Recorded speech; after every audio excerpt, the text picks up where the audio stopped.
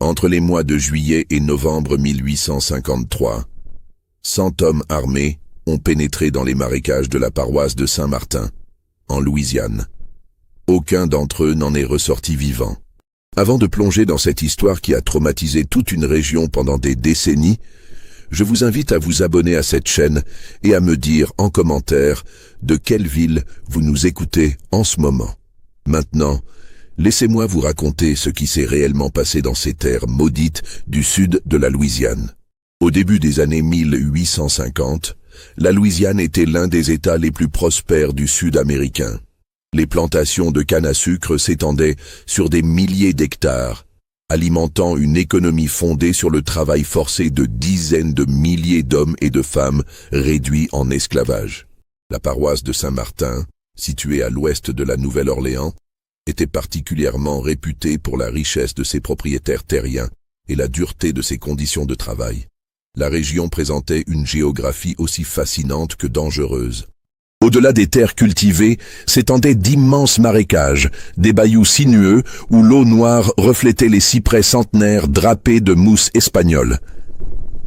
Ces zones humides formaient un labyrinthe naturel que même les habitants locaux évitaient, sauf nécessité absolue. Les Acadiens qui vivaient dans les zones périphériques racontaient que ces marais avaient leurs propres lois, que la nature y était impitoyable et que quiconque s'y aventurait sans guide expérimenté risquait de ne jamais en revenir. C'est dans ce contexte que se trouvait la plantation Riverside, l'une des plus grandes propriétés de la paroisse. Elle appartenait à la famille Beauregard depuis 3 générations et employait plus de 200 personnes asservies. Le maître actuel, Édouard Beauregard, était un homme de 45 ans, connu pour sa cruauté méthodique. Contrairement à d'autres planteurs qui se contentaient de déléguer la discipline à leur contremaître, Beauregard supervisait personnellement les châtiments. Il tenait des registres détaillés de chaque punition infligée, comme s'il s'agissait d'une comptabilité ordinaire. Les cabanes des esclaves à Riverside étaient disposées en rangées strictes à environ 500 mètres de la grande maison.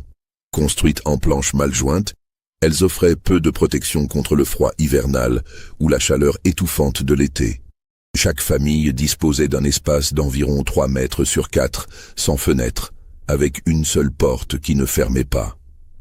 La nuit, on pouvait entendre les rats circuler entre les murs et le sol en terre battue. Parmi les personnes asservies à Riverside, vivait un homme que les registres de la plantation identifiaient simplement comme Josiah, 28 ans, forgeron.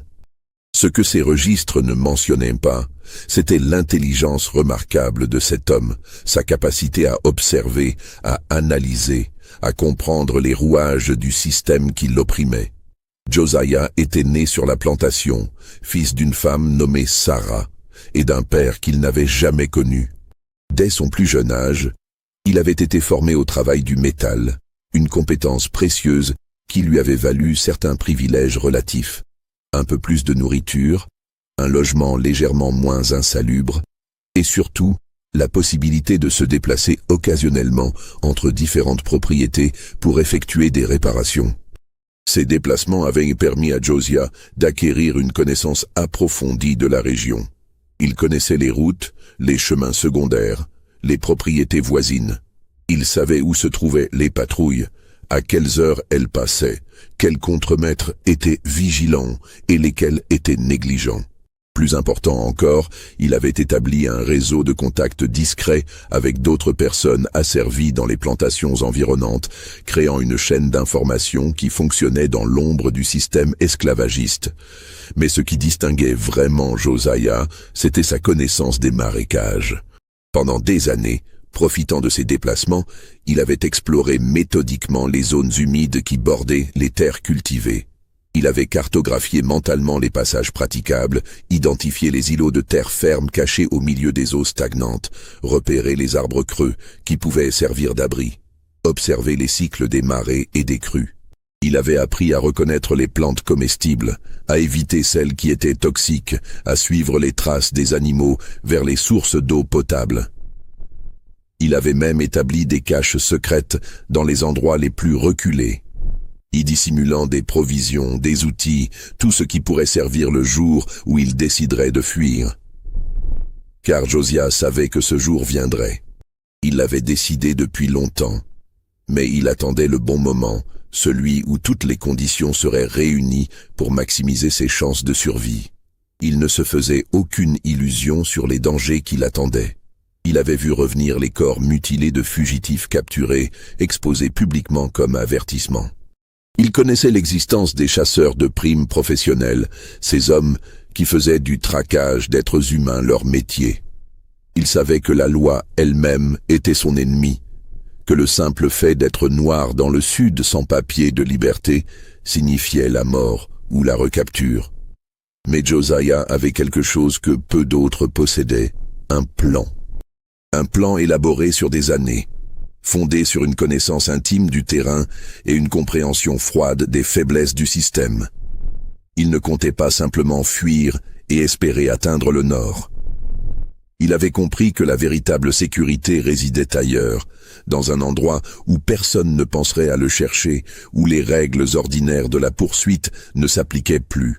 Le soir du 15 juillet 1853, Édouard Beauregard rentra dans sa demeure après une journée passée à superviser les travaux dans les champs de canne. Il faisait une chaleur accablante et l'air était si lourd qu'il semblait coller à la peau. Vers 20 heures, son contremaître en chef, un homme nommé Douglas Hayes, vint frapper à sa porte avec une expression qui trahissait une inquiétude inhabituelle. « Monsieur Beauregard, » dit Hayes en retirant son chapeau, « il y a un problème. Josiah n'est pas revenu de Oakmont. Il devait réparer les grilles de la forge et être de retour avant le coucher du soleil. J'ai envoyé 2 hommes là-bas. La réparation est terminée, mais lui a disparu. » Beauregard fronça les sourcils. Josiah était un investissement considérable, un esclave qualifié qui valait au moins $2000 sur le marché. Plus encore, sa disparition représentait un défi direct à l'autorité du maître. Dans le système esclavagiste du Sud, laisser une fuite impunie équivalait à encourager d'autres tentatives. « Combien de temps d'avance a-t-il » demanda Beauregard. « Au moins 4 heures, peut-être 5. » Beauregard réfléchit rapidement. L'obscurité rendrait la traque difficile, mais attendre le matin donnerait à Josiah une avance insurmontable. Il prit sa décision immédiatement. « Rassemblez 8 hommes. Prenez les chiens. Nous partons dans 1 heure. » Hayes hocha la tête et partit organiser la première équipe de poursuite. Beauregard, de son côté, envoya un messager à cheval prévenir le shérif de la paroisse et les propriétaires des plantations voisines. Selon le code non écrit du Sud, chaque propriétaire avait l'obligation d'assister ses voisins dans la capture des fugitifs. C'était une question de survie collective du système. Ce que personne ne savait encore, c'est que Josiah n'avait pas simplement fui. Il avait exécuté la première phase d'un plan soigneusement préparé. Lorsqu'il avait quitté la plantation Oakmont, après avoir terminé ses réparations, il n'avait pas pris la route directe vers Riverside. Au lieu de cela, il s'était dirigé vers un point précis qu'il avait repéré des années auparavant, une section du bayou où la végétation formait un tunnel naturel au-dessus de l'eau. Là, il avait récupéré un petit bateau qu'il avait caché des mois plus tôt, ainsi qu'un sac contenant des provisions, des vêtements de rechange et plusieurs outils qu'il avait fabriqués discrètement au fil du temps. Josiah savait que les chiens suivraient son odeur jusqu'au bord de l'eau. Mais là, la piste s'arrêterait. Il avait enduit ses vêtements d'un mélange d'huile et d'herbe, au parfum puissant qu'il avait préparé spécifiquement pour confondre les limiers. Puis il avait ramé silencieusement dans l'obscurité croissante, s'enfonçant toujours plus profondément dans le labyrinthe des marécages. La première équipe de Beauregard quitta la plantation vers 22 heures. Les hommes portaient des torches et étaient armés de fusils et de fouets. Les chiens tiraient sur leurs laisses, excités par l'odeur fraîche. Ils suivirent la piste exactement comme Josiah l'avait prévu, à travers un champ, le long d'un chemin de terre, puis vers le bayou. Là, les chiens devinrent confus, tournant en cercle, reniflant frénétiquement l'air, sans parvenir à retrouver la direction. « Il est entré dans l'eau », déclara Hayes en observant les berges boueuses. « Avec cette obscurité, nous ne pouvons pas continuer. Nous reprendrons au lever du jour. » Beauregard serra les dents, frustré, mais il savait que Hayes avait raison. Se perdre dans les marécages la nuit serait de la folie pure. Ils retournèrent à la plantation, laissant 2 hommes en faction, au point où la piste s'était interrompue. Le lendemain matin, à l'aube, une nouvelle équipe beaucoup plus importante se forma. Le shérif Thomas Caldwell était arrivé avec 6 députés. 3 planteurs voisins avaient envoyé leurs contremaîtres et leurs meilleurs pisteurs. Au total, 22 hommes se rassemblèrent au bord du bayou, déterminés à retrouver le fugitif avant la fin de la journée. Ils pénétrèrent dans les marécages avec une confiance née de l'habitude. Pour eux, ce n'était pas la première chasse à l'homme. La plupart avaient participé à des dizaines de captures. Ils connaissaient les tactiques habituelles des fugitifs. Suivre les cours d'eau pour brouiller les pistes, se cacher pendant le jour et voyager la nuit, chercher de l'aide auprès des rares sympathisants. Ils s'attendaient à retrouver Josiah épuisé, affamé, prêt à se rendre après quelques jours d'errance dans la nature hostile. Mais au fur et à mesure que la journée avançait, leur confiance commença à s'effriter. Les marécages étaient plus vastes et plus impénétrables qu'ils ne l'avaient anticipé. Les passages apparemment praticables se terminaient soudainement dans des fondrières où l'on s'enfonçait jusqu'à la taille. Les nuages de moustiques étaient si denses qu'ils obscurcissaient la vision. La chaleur était étouffante, l'humidité rendait chaque respiration difficile. Et surtout, il n'y avait aucun signe de Josiah. Aucune trace, aucun indice, comme s'il s'était évaporé dans l'air épais du bayou. Au crépuscule, l'équipe revint à la plantation, épuisée et bredouille. 2 hommes avaient été mordus par des serpents d'eau, heureusement non venimeux. 3 autres souffraient de fièvre soudaine, leur peau brûlante au toucher. Le moral était bas. « Il ne peut pas survivre longtemps là-dedans », dit le shérif Caldwell à Beauregard ce soir-là. « Personne ne le peut. Les marécages le tueront avant que nous ayons besoin de le faire. » Mais Beauregard n'était pas convaincu. Il connaissait Josiah mieux que quiconque. Cet homme n'était pas un fugitif ordinaire. Il avait planifié cette évasion, c'était évident. Et s'il avait planifié, cela signifiait qu'il savait quelque chose que les autres ignoraient. Les jours suivants confirmèrent les pires craintes de Beauregard. D'autres équipes pénétrèrent dans les marécages, mais aucune ne retrouva la moindre trace du fugitif. Pire encore, les hommes commencèrent à revenir avec des histoires troublantes. Ils parlaient de sons étranges dans la nuit, de mouvements à la périphérie de leur vision, d'une sensation persistante d'être observés. Certains juraient avoir vu des ombres se déplacer entre les arbres, disparaissant avant qu'on puisse les identifier clairement. Le 25 juillet, soit 10 jours après la fuite initiale, un événement changea radicalement la nature de la situation. Une petite équipe de 4 hommes, conduite par un pisteur local réputé nommé Samuel Garrett, ne revint pas de sa patrouille dans les marécages. Lorsqu'une équipe de recherche partit à leur recherche le lendemain, ils ne trouvèrent que leurs chevaux, attachés à un arbre près du bord de l'eau. Les hommes eux-mêmes avaient disparu sans laisser de traces. Cette disparition sema la première graine de véritable peur dans la communauté. On pouvait accepter qu'un esclave fuit et meure dans les marécages. Mais la disparition de 4 hommes blancs armés était une toute autre affaire. Des rumeurs commencèrent à circuler. Certains suggéraient que Josiah avait reçu l'aide d'un réseau clandestin d'abolitionnistes. D'autres murmuraient des histoires plus sombres, évoquant les légendes locales sur les marécages hantés. Beauregard refusa catégoriquement d'abandonner la chasse. Pour lui, il ne s'agissait plus seulement de récupérer sa propriété. C'était devenu une question d'honneur personnel et de maintien de l'ordre social. Si un esclave pouvait défier ainsi l'autorité blanche et s'en tirer, cela créerait un précédent dangereux. Il devait être retrouvé, capturé et puni publiquement de manière exemplaire. Le 30 juillet, Beauregard prit une décision qui allait sceller le destin de dizaines d'hommes. Il fit publier des annonces dans tous les journaux de la région, offrant une récompense de 5 000 $ pour la capture de Josiah, mort ou vif. C'était une somme extraordinaire, plus du double de la valeur marchande d'un esclave qualifié. L'annonce précisait également que Beauregard paierait $100 par semaine à tout chasseur de primes qui accepterait de participer à la traque, que celle-ci aboutisse ou non. La réponse fut massive.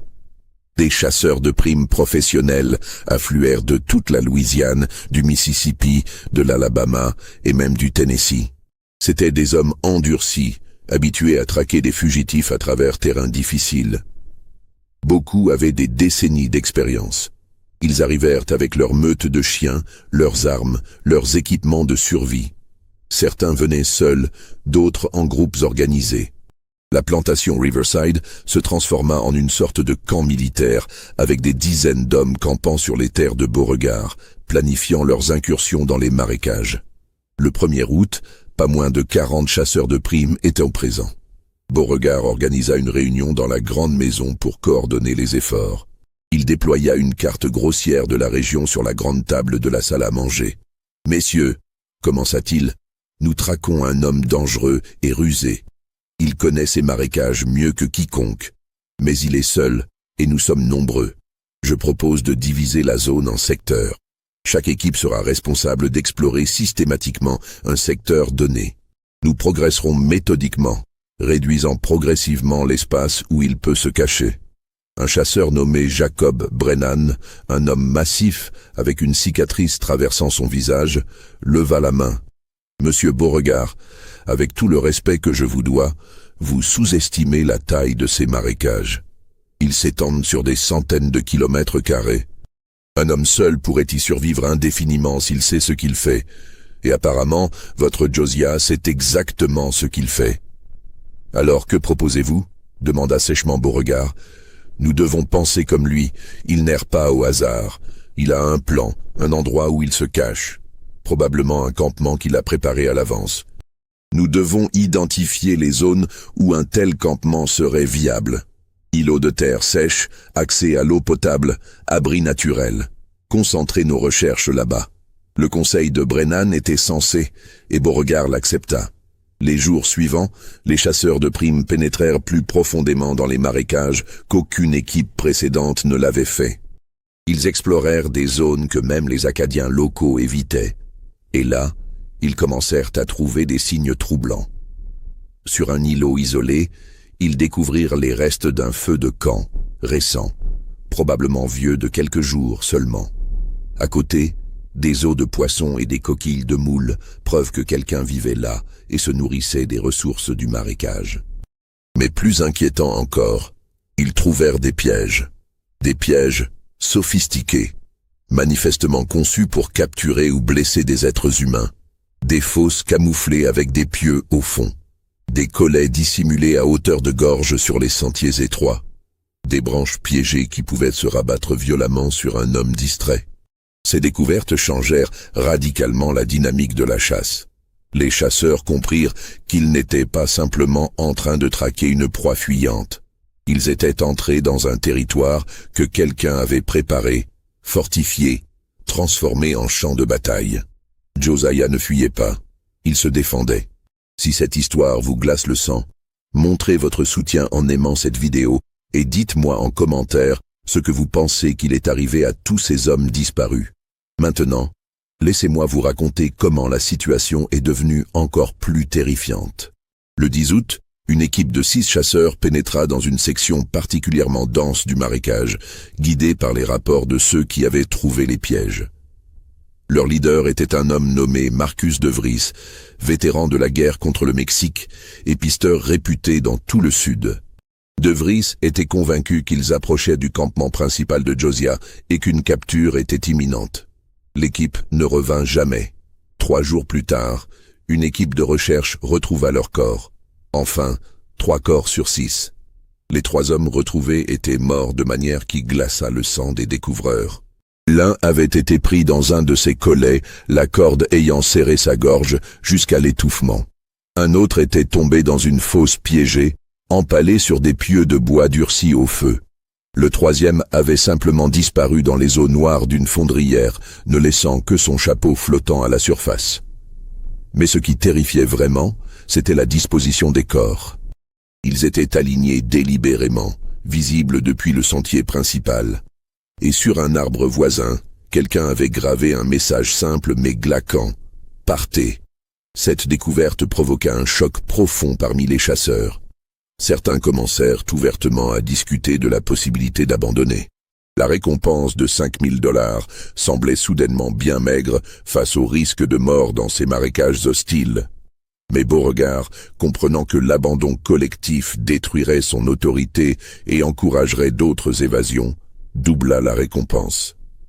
10 000 $, une fortune à l'époque, suffisante pour qu'un homme puisse acheter sa propre plantation modeste. L'appât de l'argent retint certains chasseurs et en attira de nouveaux. Vers la mi-août, le nombre d'hommes participant à la traque avait atteint environ 70. Beauregard avait dépensé une fortune en approvisionnement, en armes, en récompenses hebdomadaires. Sa femme, Isabelle, le suppliait d'abandonner, lui rappelant que la plantation souffrait de son absence et de ses dépenses excessives. Mais Beauregard était obsédé. Il ne dormait plus que quelques heures par nuit, passant son temps à étudier les cartes, à interroger les survivants, à planifier de nouvelles stratégies. C'est pendant cette période qu'émergèrent les premières théories sur ce qui se passait réellement dans les marécages. Un chasseur nommé William Foster, qui avait survécu à une embuscade où 2 de ses compagnons avaient péri, raconta une histoire troublante.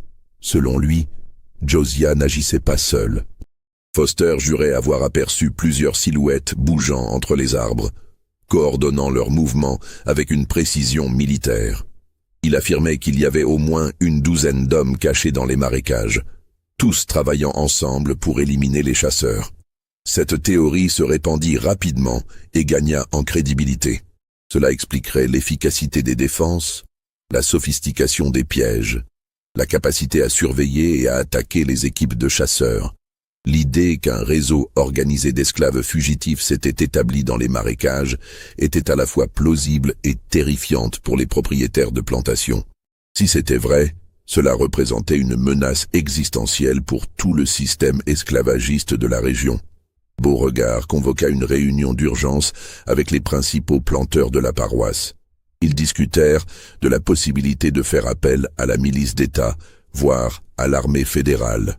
Mais un tel appel nécessiterait d'admettre publiquement qu'ils avaient perdu le contrôle de la situation, ce qui pourrait déclencher une panique généralisée et encourager d'autres révoltes d'esclaves.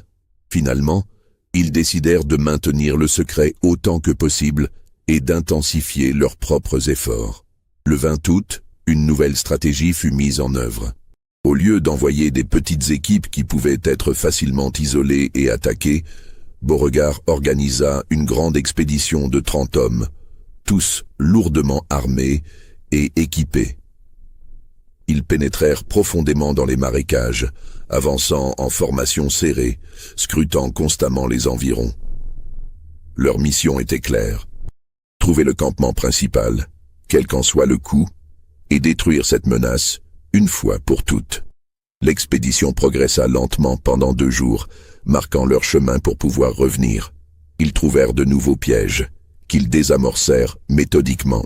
Ils découvrirent des caches de provisions, des abris rudimentaires, des preuves indiscutables qu'un groupe de personnes vivait dans ces marécages. Mais ils ne trouvèrent aucun être humain. C'était comme si leur proie restait toujours un pas devant eux, se déplaçant silencieusement à travers le labyrinthe végétal. Le 3e jour, en fin d'après-midi, l'expédition atteignit une zone que personne n'avait explorée auparavant. C'était une île relativement grande, peut-être 200 mètres de diamètre, couverte d'arbres anciens et de végétation dense. En son centre, ils trouvèrent enfin ce qu'ils cherchaient, un campement élaboré.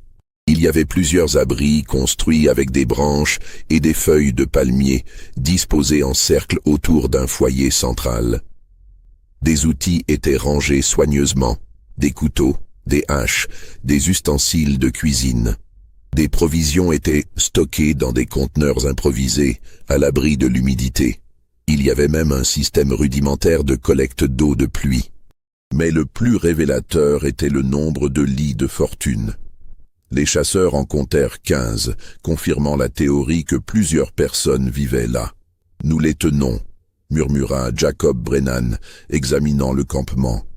Ils ne peuvent pas être loin, probablement en train de nous observer en ce moment même. Le leader de l'expédition, un homme nommé Richard Sutton, prit rapidement des décisions. La moitié des hommes devaient se cacher autour du campement et attendre le retour des occupants. L'autre moitié retournerait chercher des renforts et des provisions pour un siège prolongé si nécessaire. Ils étaient convaincus que la fin de la chasse approchait.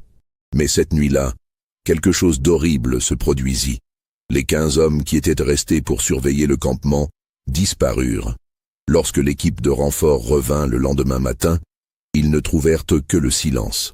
Le campement était intact, mais vide. Les hommes avaient disparu comme s'ils s'étaient évaporés dans l'air humide de la nuit. Une recherche frénétique commença. Pendant des heures, les chasseurs fouillèrent les environs, appelant les noms de leurs compagnons disparus.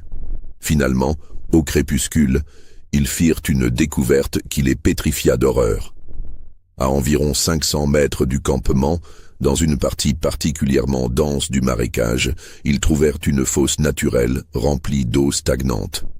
Flottant à la surface, partiellement submergés, se trouvaient les corps des 15 hommes. Tous portaient les marques de violence brutale. Certains avaient des blessures par arme blanche, d'autres montraient des signes d'étranglement. Mais ce qui glaça vraiment le sang des découvreurs, c'était l'évidence que ces hommes expérimentés et lourdement armés n'avaient apparemment pas eu le temps de se défendre. Leurs armes étaient encore dans leurs étuis. Leur visage montrait une expression de surprise totale. Comment était-ce possible? Comment 15 hommes armés, vigilants, attendant une attaque, avaient-ils pu être tués si rapidement et si silencieusement? La découverte des 15 corps marqua un tournant décisif dans l'attitude des chasseurs de primes. La peur qui avait été contenue jusque-là se transforma en terreur ouverte. Les hommes commencèrent à déserter en masse. Peu importait la récompense de 10 000 $, si on ne vivait pas assez longtemps pour en profiter. En l'espace de 3 jours, le nombre de chasseurs actifs chuta de 70 à moins de 30. Beauregard, confronté à la désintégration de sa campagne, fit quelque chose de désespéré. Il contacta personnellement certains des chasseurs de primes les plus réputés et les plus impitoyables du Sud. Des hommes dont la simple réputation suffisait à terrifier.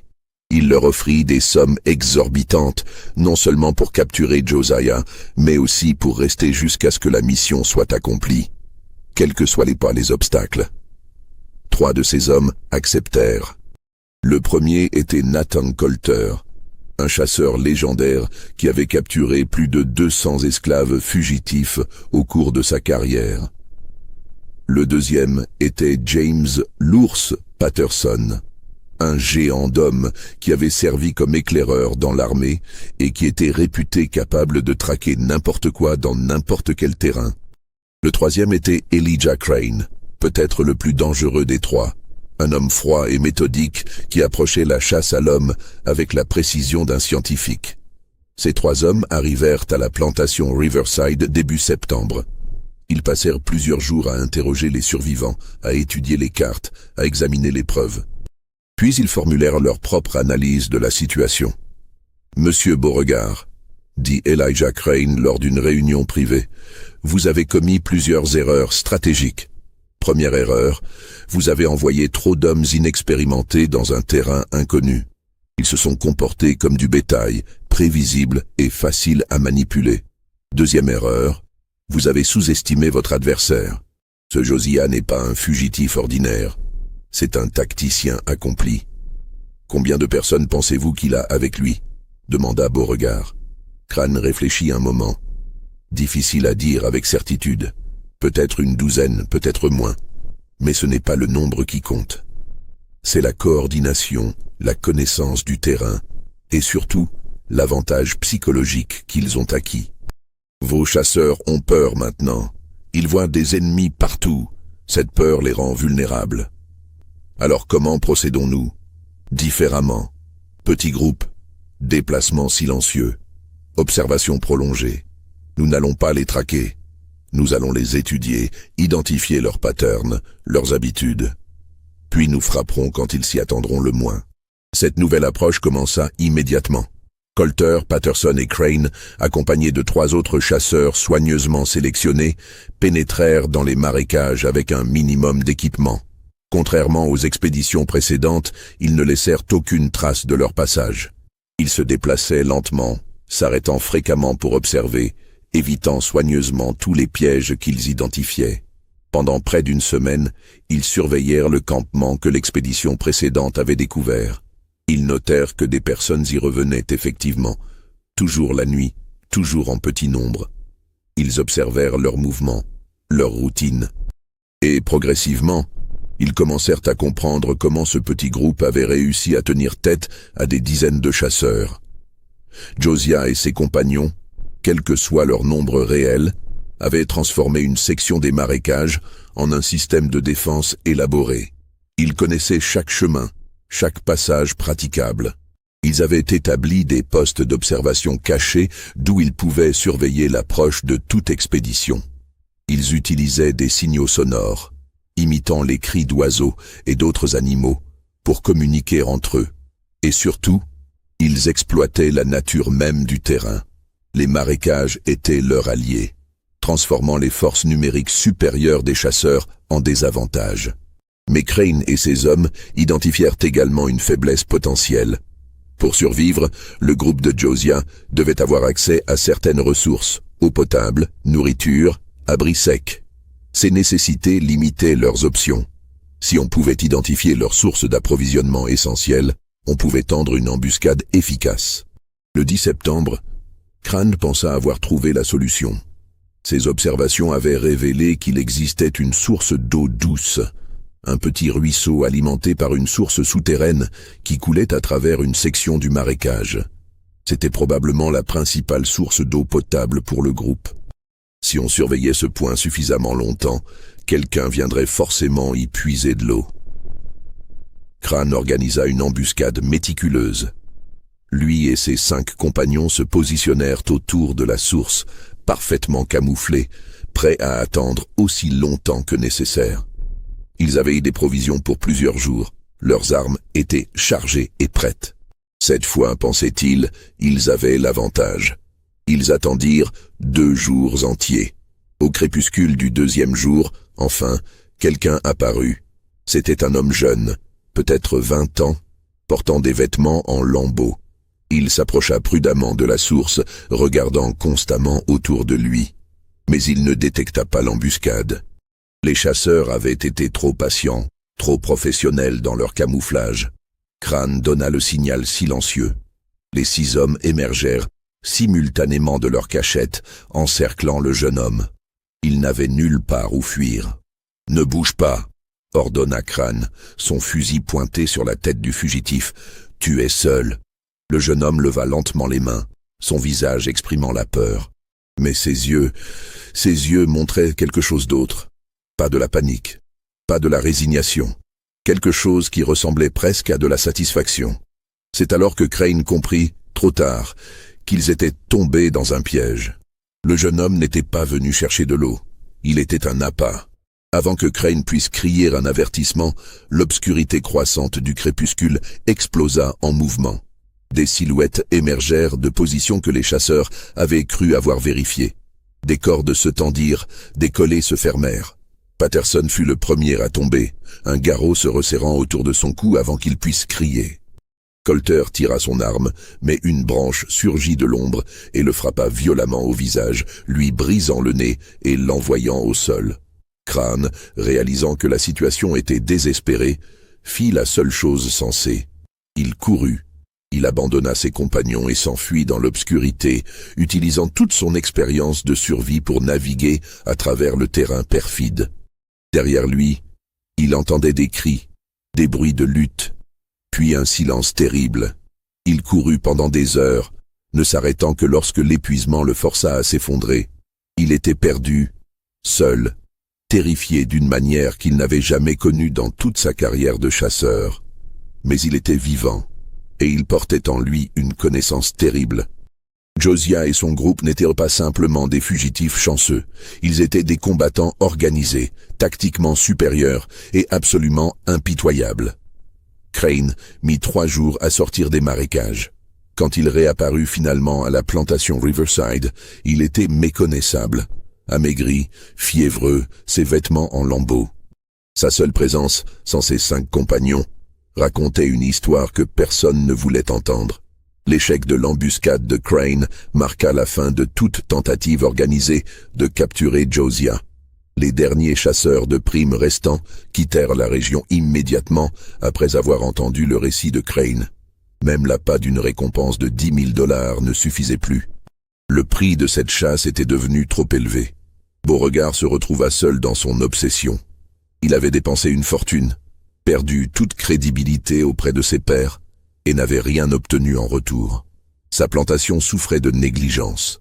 Plusieurs de ses esclaves avaient fui, encouragés par le succès apparent de Josiah. Sa femme Isabelle avait quitté la propriété pour vivre chez sa sœur à la Nouvelle-Orléans, incapable de supporter davantage l'obsession destructrice de son mari. Mais Beauregard ne pouvait pas abandonner. Cela aurait signifié admettre la défaite, accepter qu'un esclave l'avait vaincu. Son orgueil, son identité même de maître, ne le permettait pas. Donc il continua, même seul, à envoyer de petites équipes dans les marécages. Il paya des détectives privés de la Nouvelle-Orléans pour enquêter. Il interrogea brutalement d'autres esclaves de sa plantation, cherchant désespérément des informations sur les plans de Josiah. C'est lors d'un de ces interrogatoires, fin octobre, qu'il apprit quelque chose qui changea sa compréhension de toute la situation. Une femme âgée nommée Ruth, qui avait connu la mère de Josiah, révéla finalement sous la menace de violence un secret qu'elle avait gardé pendant des années. « Josiah n'est pas seul là-bas », murmura-t-elle, les larmes coulant sur son visage ridé. « Il y a d'autres, des gens qui se sont échappés au fil des années, des gens qui ne sont jamais partis vers le nord. Ils sont restés ici, dans les marécages. Josiah, il savait qu'ils étaient là. Il leur a rendu visite pendant des années, apportant des provisions, des outils. Il a construit une alliance avec eux. Combien sont-ils ? Demanda Beauregard, sa voix tremblante de rage contenue. Je ne sais pas. Peut-être 20, peut-être plus. Ils vivent là depuis longtemps. Certains depuis 10 ans ou plus. Ils ont construit une vie dans ces marécages. Et maintenant, avec tous les chasseurs que vous avez envoyés, ils ont des armes. Beaucoup d'armes, prises sur les corps des hommes qu'ils ont tués. Cette révélation horrifia Beauregard. Ce n'était pas simplement une fuite d'esclaves qui avait mal tourné, c'était bien plus grave. Une communauté entière de fugitifs s'était établie dans les marécages, invisibles, oubliés, grandissant lentement au fil des années. Et maintenant, grâce à sa propre campagne de chasse, il les avait armés et organisés en une force militaire redoutable.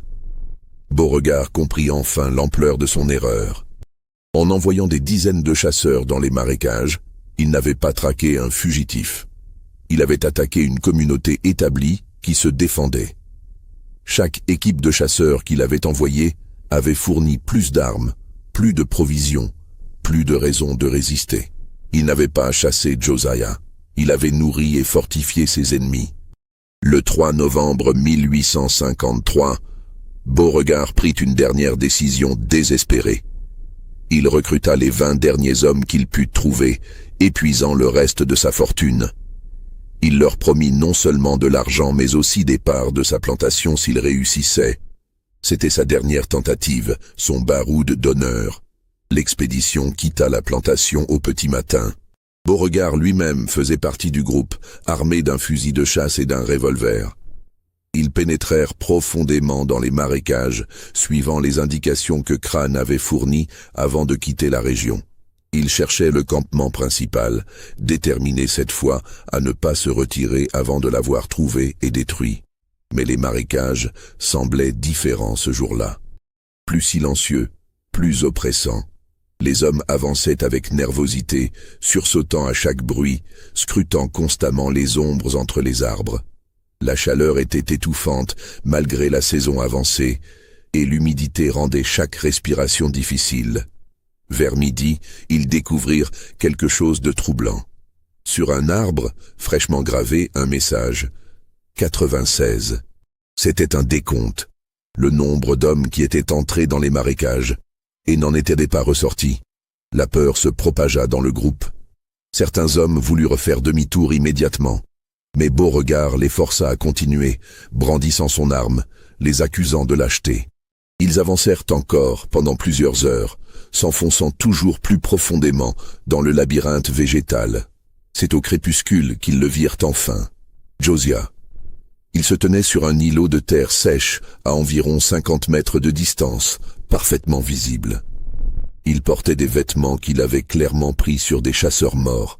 Une chemise de bonne qualité, un pantalon de toile, des bottes robustes.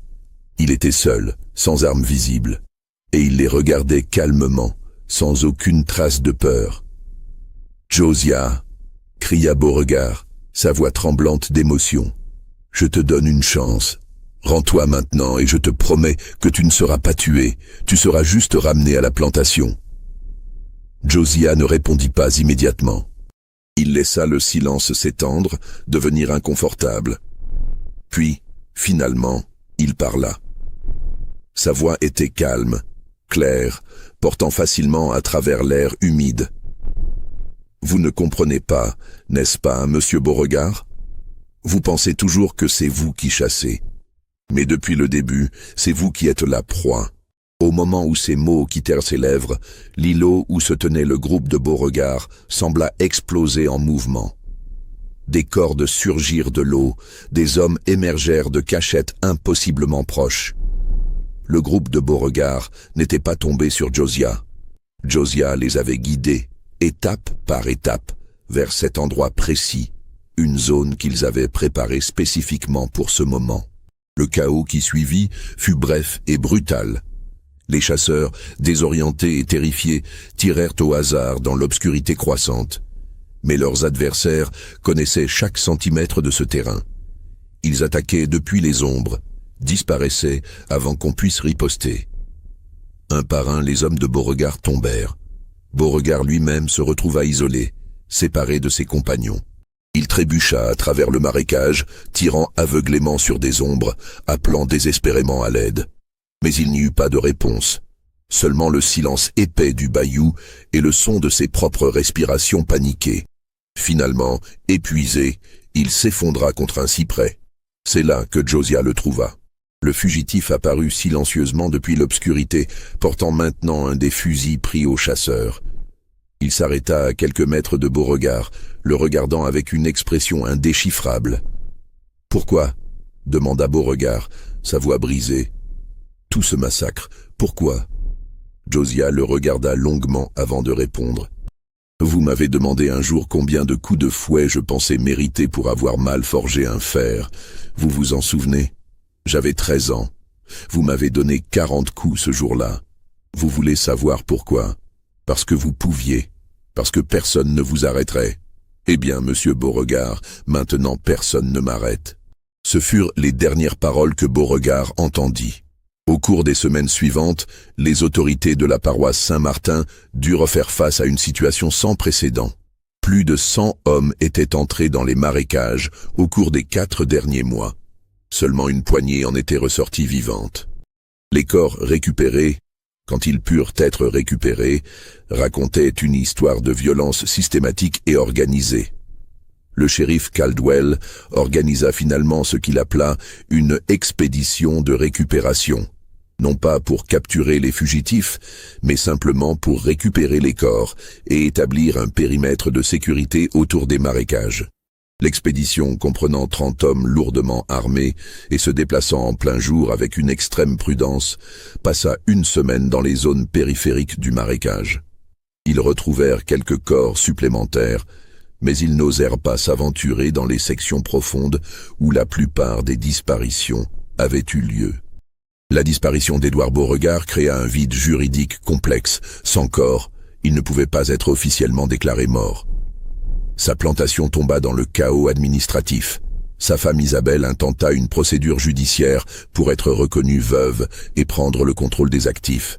Mais le processus prit des années. Entre-temps, plusieurs des esclaves restants s'échappèrent et la propriété se détériora rapidement. Les autorités locales et d'État débattirent longuement de la marche à suivre. Certains proposèrent une opération militaire à grande échelle pour nettoyer les marécages. Mais plusieurs facteurs s'opposaient à cette idée. Premièrement, le coût serait astronomique. Deuxièmement, l'échec public d'une telle opération serait politiquement dévastateur. Troisièmement, et peut-être le plus important, il y avait une peur tacite que toute l'affaire, si elle devenait trop publique, pourrait inspirer d'autres révoltes d'esclaves à travers le Sud. Finalement, une décision fut prise au plus haut niveau du gouvernement de l'État. L'affaire serait minimisée autant que possible. Les journaux reçurent des instructions pour limiter leur couverture. Les familles des disparus furent discrètement dédommagées en échange de leur silence. Et surtout, les marécages de la paroisse Saint-Martin furent officieusement déclarés zone interdite. Des panneaux d'avertissement furent installés aux points d'accès principaux, et des patrouilles régulières furent établies pour décourager toute tentative d'exploration. Mais les histoires persistèrent. Les habitants locaux racontaient avoir vu des feux de camp dans les profondeurs des marécages la nuit. Certains affirmaient entendre des voix portées par le vent, des chants dans des langues africaines mêlées d'anglais. Des bateaux de pêche qui s'aventuraient trop près des zones interdites disparaissaient parfois. Des chasseurs téméraires qui ignoraient les avertissements ne revenaient pas toujours. Au fil des années, les récits prirent une qualité presque mythique. Certains parlaient d'une république secrète dans les marécages, une communauté d'hommes et de femmes libres vivant en dehors des lois de l'esclavage. D'autres murmuraient des histoires plus sombres, évoquant une justice vengeresse qui attendait quiconque osait pénétrer ce territoire avec des intentions hostiles. La vérité, comme c'est souvent le cas, était probablement plus complexe et plus humaine que les légendes. Ce qui est certain, c'est qu'une communauté avait effectivement existé dans ces marécages. Des documents retrouvés des décennies plus tard, lors de travaux de drainage dans les années 1910, confirmèrent que des structures permanentes avaient été construites dans les sections les plus reculées. Des restes de campements, des outils, des armes rouillées et même quelques écrits fragmentaires témoignaient d'une présence humaine organisée et prolongée. Quant à Josiah lui-même, son sort final reste un mystère. Certains récits affirment qu'il aurait finalement quitté les marécages après la guerre civile, utilisant sa liberté nouvellement acquise pour voyager vers le nord sous une fausse identité. D'autres suggèrent qu'il serait mort dans les marécages, peut-être de maladie, peut-être de vieillesse, ses compagnons enterrant son corps dans un endroit secret que personne ne retrouverait jamais. Ce qui est indéniable, c'est l'impact durable de ces événements. La paroisse Saint-Martin ne se remit jamais complètement de ce qui s'était passé durant ces mois sombres de 1853. La région acquit une réputation sinistre qui persista pendant des générations. Les prix des terres chutèrent. Les nouvelles familles évitaient de s'installer là. Et les marécages eux-mêmes restèrent largement inexplorés jusqu'au XXe siècle. Dans les archives historiques officielles, l'incident est à peine mentionné. Quelques lignes dans les rapports du shérif de l'époque. Une note brève dans les registres d'État concernant les pertes dues à des accidents dans les zones marécageuses. Pas de reconnaissance officielle de ce qui s'était réellement passé. Pas d'admission qu'un groupe d'esclaves fugitifs avait vaincu des dizaines d'hommes armés et défié avec succès toute l'autorité du système esclavagiste. Mais dans la mémoire orale des communautés afro-américaines de Louisiane, l'histoire se transmit de génération en génération. Elle devint un récit de résistance, de courage face à l'oppression impossible. Les détails varièrent avec chaque conteur. Certains éléments furent embellis, d'autres oubliés. Mais le cœur de l'histoire resta intact. Un homme nommé Josiah, qui avait dit non, qui avait transformé son oppression en force et qui avait créé un sanctuaire de liberté au cœur même du territoire de l'esclavage. Les descendants des familles de planteurs qui vécurent ces événements gardèrent également leur propre version de l'histoire, transmise en privé, rarement discutée ouvertement. Pour eux, c'était une histoire d'avertissement sur les dangers de l'orgueil excessif, sur les limites du pouvoir, sur le fait que même les systèmes les plus oppressifs contiennent les graines de leur propre destruction. Aujourd'hui, si vous visitez la région où se trouvait autrefois la plantation Riverside, vous ne trouverez presque rien. Le terrain a été vendu et revendu plusieurs fois au fil des décennies. La grande maison a brûlé dans un incendie mystérieux en 1868. Les cabanes des esclaves ont pourri et se sont effondrées depuis longtemps. Même les fondations ont été englouties par la végétation.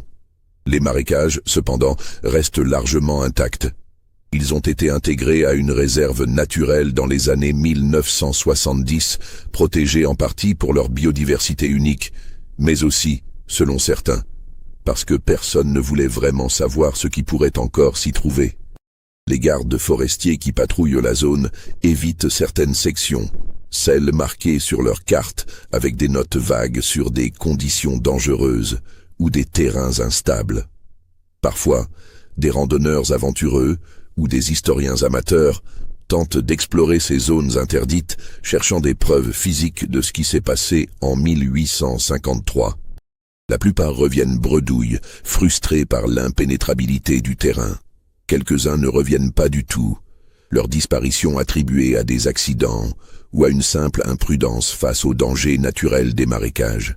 Cette histoire vous a-t-elle fait frissonner? Pensez-vous que tout cela s'est réellement produit ou n'est-ce qu'une légende exagérée par le temps? Dites-moi ce que vous en pensez dans les commentaires ci-dessous. Si cette narration vous a captivé, n'oubliez pas de vous abonner à cette chaîne et de partager cette vidéo avec ceux qui apprécient les mystères historiques les plus sombres. Il y a tant d'histoires oubliées qui attendent d'être racontées et je compte sur vous pour les découvrir avec moi. La vérité sur ce qui s'est passé dans les marécages de Saint-Martin reste enfouie quelque part entre les faits documentés et les légendes murmurées. Peut-être que certains secrets sont destinés à rester cachés, protégés par la nature elle-même. Ou peut-être que la véritable histoire attend encore d'être découverte, quelque part dans ces eaux noires et silencieuses. Une chose est certaine. 100 hommes sont entrés dans ces marécages avec des armes et des intentions meurtrières. Et presque aucun n'en est ressorti pour raconter ce qu'il avait vraiment vu. Cela seul suffit à garantir que cette histoire hantera cette région pour toujours.